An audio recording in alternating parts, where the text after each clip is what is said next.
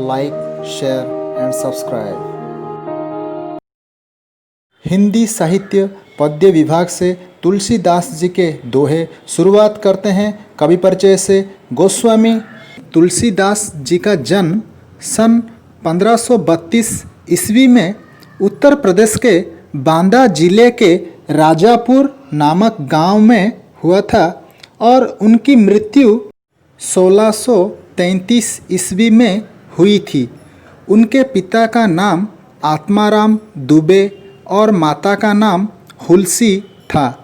अभुक्त मूल नक्षत्र में जन्म होने के कारण माता पिता ने उन्हें अशुभ मानकर त्याग दिया था। 5 वर्ष की आयु में माता पिता दोनों ही स्वर्ग सिधर गए। उस समय गुरु नरहरि दास ने उन्हें अपना शिष्य बनाकर अपने साथ ले गए और शुकरखेत नामक स्थान पर राम नाम की दीक्षा देकर पढ़ाने लगे।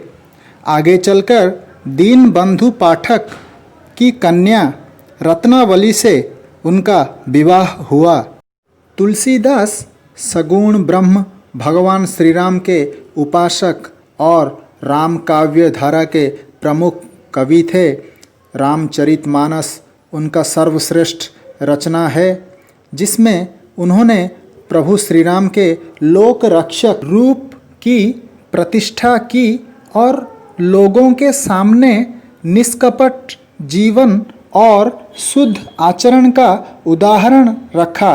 विनय पत्रिका, कवितावली, गीतावली, दोहावली आदि उनके प्रमुख ग्रंथ हैं। वे अवधी और ब्रजभाषा दोनों में लिखते थे। यहाँ पर 3 दोहे दिए गए हैं। पहले दोहे में तुलसीदास मधुर वचन बोलने पर गुरुत्व दिया है। दूसरे दोहे में संतोष धन को सर्वश्रेष्ठ धन माना है।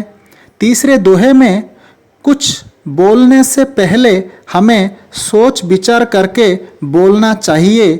दोहों का व्याख्यान भावार्थ स्पष्ट करते हुए, तुलसी मीठे बचन ते सुख उपज चहु और वशीकरण यह मंत्र है परिहरु बचन कठोर। कवि यहाँ इस दोहे के माध्यम से समाज को एक संदेश देना चाहते हैं कि हम सबको मीठे वचन बोलना चाहिए, क्योंकि मीठे वचन बोलने से चारों ओर सुख और शांति बनी रहती है। मीठे वचन बोलने से हम दूसरों के हृदय को भी जीत सकते हैं। मीठे वचन तो एक वशीकरण मंत्र जैसा है, क्योंकि इससे सब वशीभूत हो जाते हैं और मीठी बातें सुनकर शत्रु भी अपनी शत्रुता भुलाकर मित्रता करने लगता है।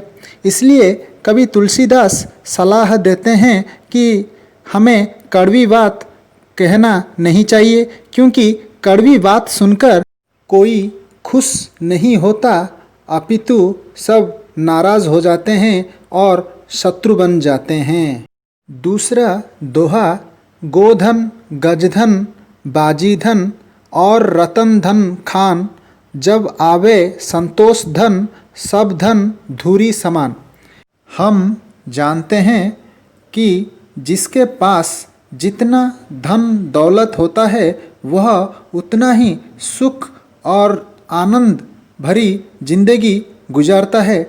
लेकिन कवि इस दोहे के माध्यम से यह बताना चाहते हैं कि हमारे पास चाहे गाय हो, हाथी हो या घोड़ा हो या फिर धन दौलत हीरे मोती आदि हो, पर अगर हमारे मन में सुख नहीं है, शांति नहीं है और मन में संतोष नहीं है, तो ये सब मूल्यहीन है, व्यर्थ है। क्योंकि संतोष रूपी धन के सामने ये सब धूल के बराबर तुच्छ है। इसलिए संतोष ही वास्तव धन है। तीसरा दोहा, रोसना रसना खोलियो बरु खोलियो तरवारी, सुनत मधुर परिणाम हित, बोलियो बचन विचारी। इसका अर्थ यह है, क्रोध में मनुष्य बहुत कड़वी बातें बोल देता है, इसलिए मन में क्रोध होते समय जीभ नहीं खोलना चाहिए, अर्थात चुप रह जाना ही सबसे अच्छा है। तुलसीदास कहते हैं, यदि गुस्से में आकर कड़वी बातें बोलने या तलवार से वार करने, इन दोनों में से एक को चुनना पड़े तो वरम तलवार से वार करना चाहिए। तलवार केवल शरीर पर प्रहार करती है, पर कड़वी बातें हृदय और मन पर प्रहार करती हैं।